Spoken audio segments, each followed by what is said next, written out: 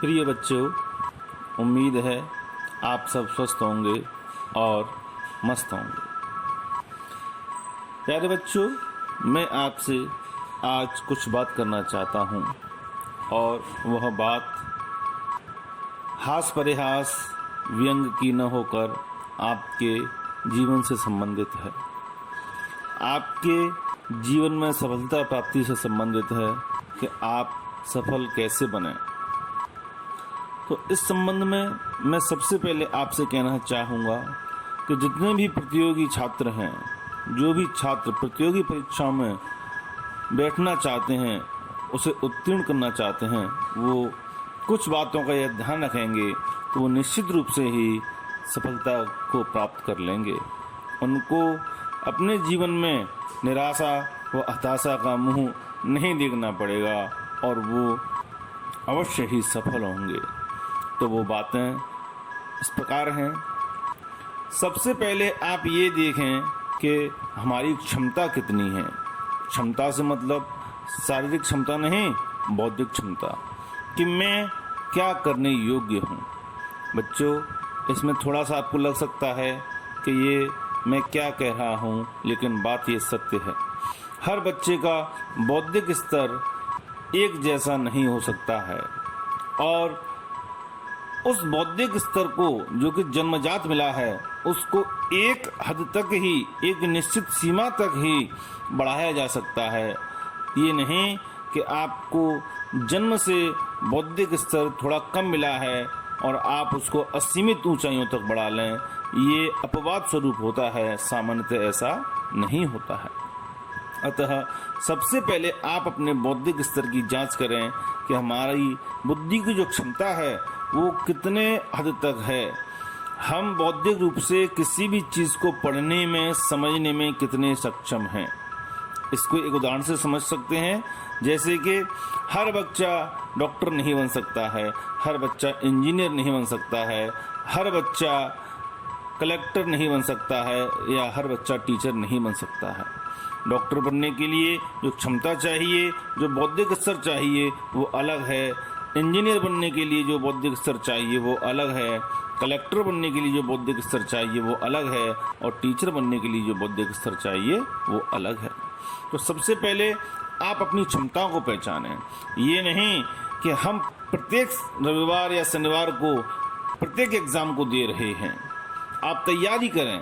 आज के समय में तैयारी करने के लिए लगभग सभी एग्ज़ाम का एक जैसा ही सिलेबस है, लेकिन आप प्रत्येक एग्ज़ाम को न दें। आप अपना लक्ष्य निर्धारित करें कि मुझे केवल वही एग्ज़ाम देना है और उसी एग्ज़ाम के अनुसार पढ़ाई करें।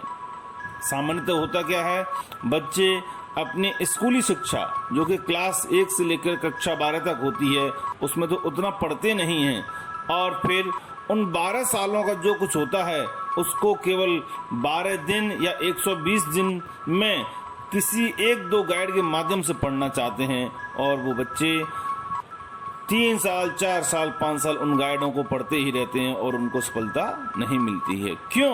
क्योंकि जो 12 वर्ष की जो चीज़ आपने नहीं पढ़ी वो 12 दिन या 12 घंटे में पूरी नहीं हो सकती है। उसके लिए आपको कम से कम 2 या 2.5 वर्ष का समय चाहिए।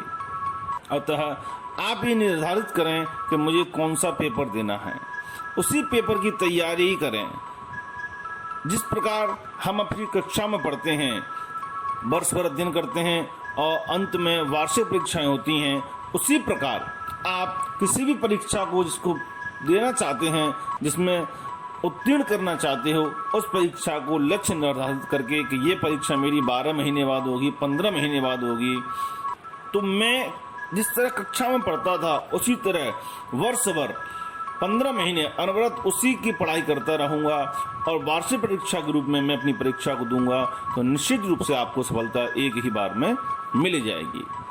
लेकिन सामान्यतः क्या होता है, हम ये इंतजार करते हैं कि पेपर कब होगा, पेपर कब होगा। अरे अभी नोटिफिकेशन ही नहीं आया है, अभी तो जाने पेपर कब होगा, और पेपर की तिथि आने के 1 महीने पहले ही पढ़ाई शुरू करेंगे। जो बच्चे ऐसा समझते हैं, ऐसा सोचते हैं, इस नीति को अपनाते हैं, वो सफल नहीं हो पाते हैं।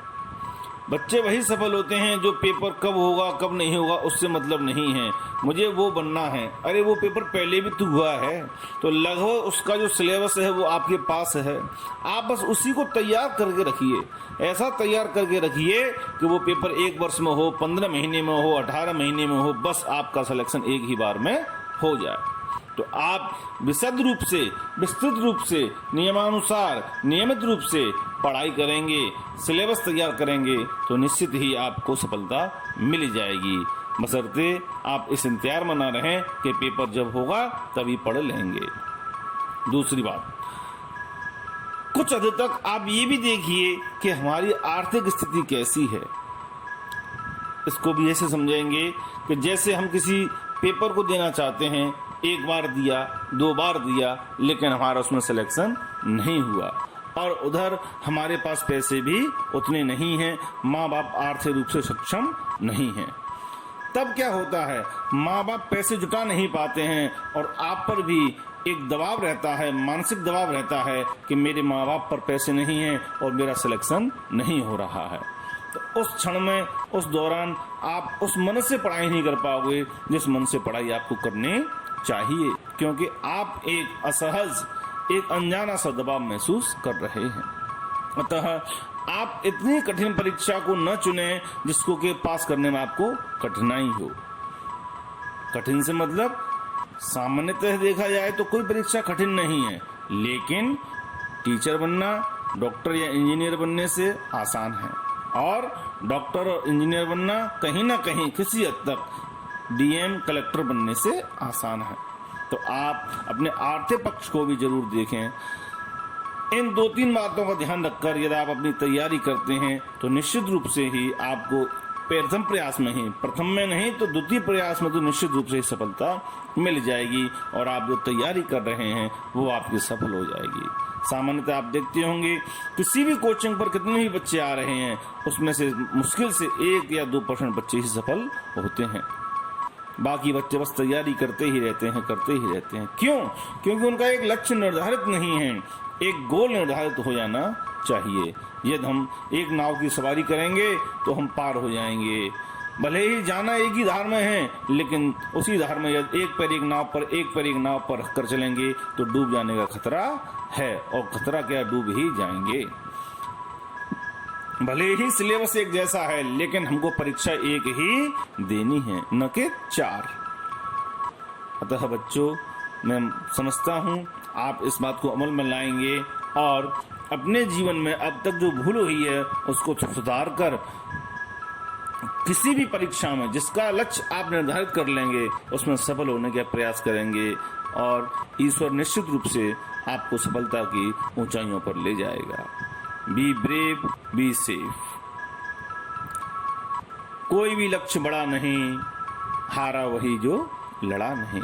अतः आप अपनी तैयारी को अनवरत रूप से जारी रखिए, लेकिन अपना एक गोल निर्धारित कर लीजिए। धन्यवाद।